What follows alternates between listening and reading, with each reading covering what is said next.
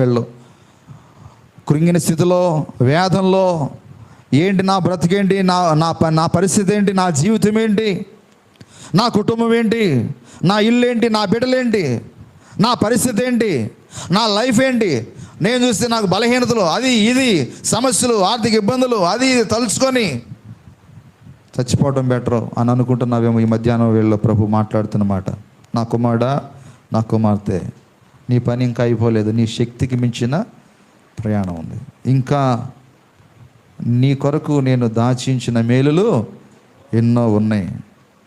కంగారు పడవద్దు, కృంగిపోవద్దు.